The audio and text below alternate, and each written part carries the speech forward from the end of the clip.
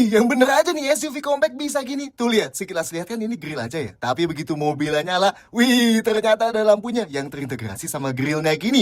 Mana lampu senya gede banget lagi ya. Dan coba lihat nih, di bawah setirnya kan ada dua tombol gini. Ini kalau kita klik, dia bisa ganti-ganti mode berkendaranya ya. Yang kerennya tema di instrumen clusternya ikut ganti tuh. Mantap ya. Dan yang sebelahnya ini bahkan bisa ganti-ganti mode traksi buat menyesuaikan medan jalan yang mau kita lewatin loh. Tuh ada salju, lumpur, dan pasir ya. Joknya lihat nih, bukan cuma elektrik 8 arah aja yang di sisi driver, tapi sandaran kepalanya unik gini kayak jaring-jaring, dan ternyata ini empuk banget ya, nyaman loh. Apalagi ini jok penumpang depan dan drivernya sama-sama dapat pendingin jok 3 level. Gila sih ya, kelas compact SUV dapat fitur gini. Dan coba lihat, buat AC-nya ada layar sendiri nih di antara head unit dan clusternya. Tapi aturnya enak nih, masih pakai tombol gini, jadi nggak mendistraksi tuh ya kan. Dan lihat kan tuh, suhu kiri dan kanan bisa dibeda-bedain. Canggih ya. Ini adalah Kia The All New Seltos, SUV compact Kia yang sekarang udah masuk generasi kedua. Dan kelihatan ya, sekarang jadi makin besar. Yes, meskipun kategori kelasnya tetap SUV compact, tapi ukurannya nyaris mendekati SUV medium ya. Dan dari luar terlihat futuristik banget ya.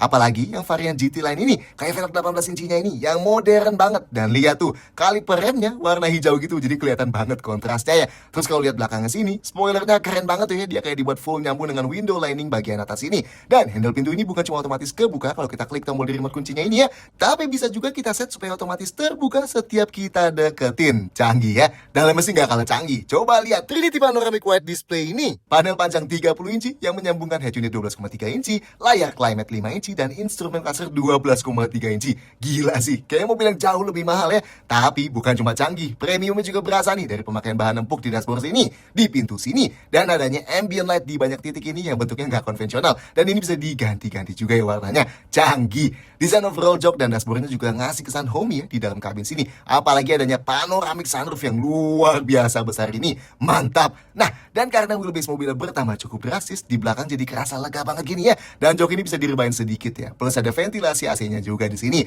Kalau mau charge device juga banyak. Di depan ada 3 USB port Type-C. Di bawahnya juga ada wireless charger. Di dalam laci sini ada satu power outlet 12 volt. Dan di balik masing-masing jok depan ada satu USB port Type-C gini. Jadi nggak mungkin rebutan charger nih ya. Fitur juga banyak. Ada selengkap termasuk adaptive cruise control dan lane following assist. Kamera 360 derajatnya bisa dibuat 3 dimensi putar-putar gini. Kalau kita nyalain lampu sen ke kiri, bakal muncul gambar kiri belakang sini. Dan kalau ke kanan, bakal muncul yang kanan. Dan speakernya premium dari Bose. Mantap. Atau kalau mau yang lebih terjangkau, ada juga varian Prestige ADAS yang punya tampilan sedikit berbeda dan kombinasi warna interior yang unik juga. Tapi fiturnya juga masih banyak banget ya. Harganya berapa? Ternyata mulai dari 359 juta aja.